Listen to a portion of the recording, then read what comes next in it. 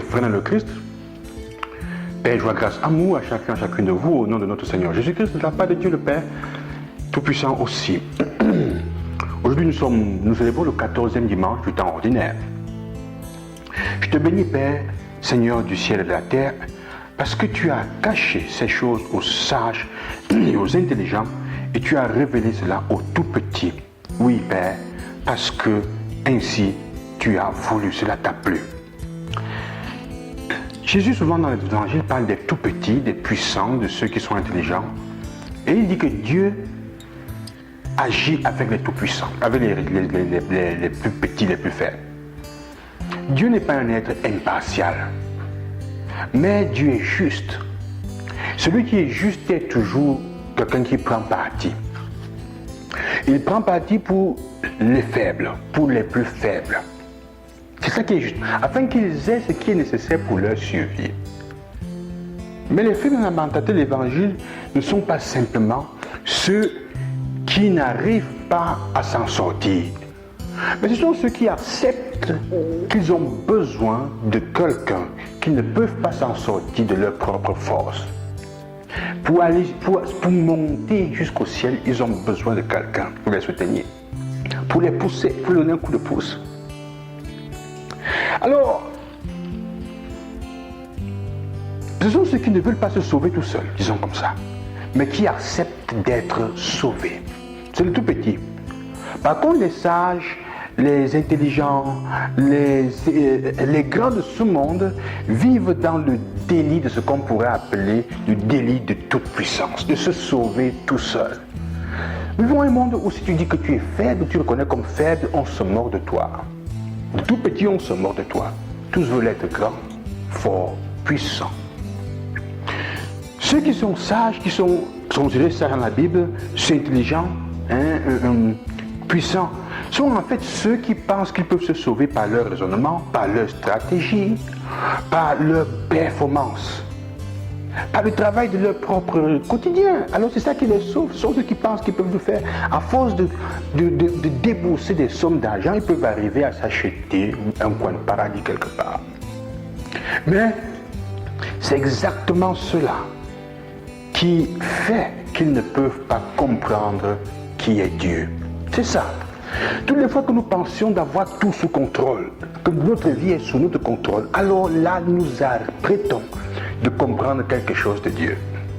Quand nous pensons contrôler tout, on dit au Cameroun, quand je maîtrise tout, je maîtrise à gauche, je maîtrise à droite. Quand tu penses maîtriser tout, alors tu ne comprends plus rien de Dieu. Au contraire, toutes ces fois qui te semblent, ou qui nous semblent, il semble que nous ayons perdu le contrôle de ce qui est autour de nous, ou que nous sommes à la merci, des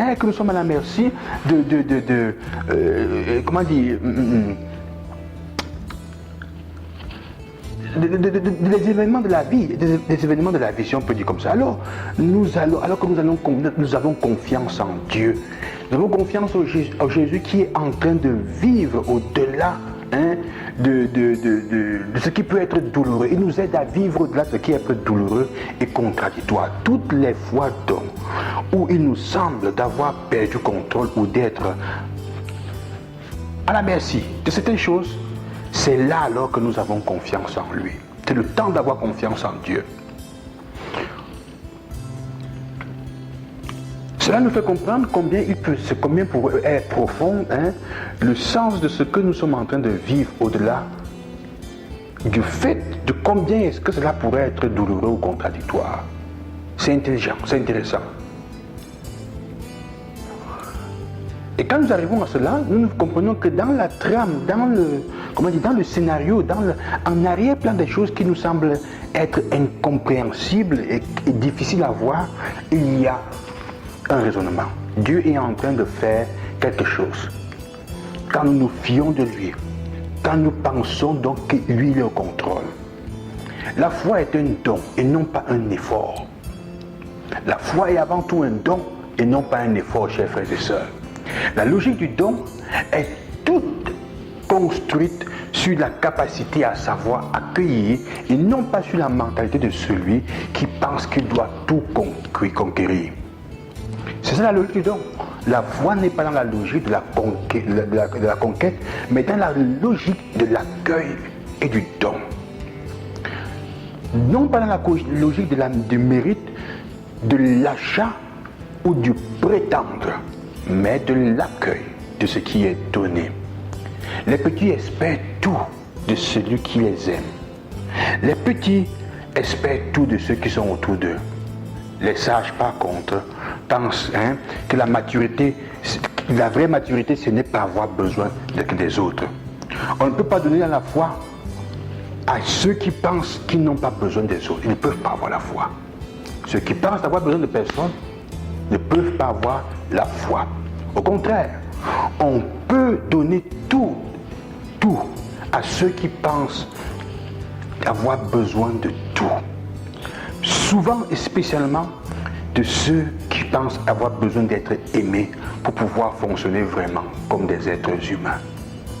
Je souhaite, sœurs et frères, pour vous que vous soyez comme des tout petits, ceux qui ont besoin des autres, de Dieu, ceux qui sentent qu'ils ne peuvent pas s'en sortir tout seuls, qui ne peuvent pas se sauver tout seuls.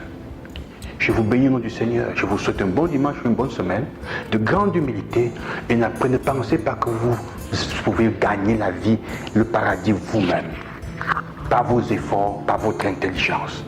On a besoin de Dieu en tout. À demain, loué soit Jésus-Christ.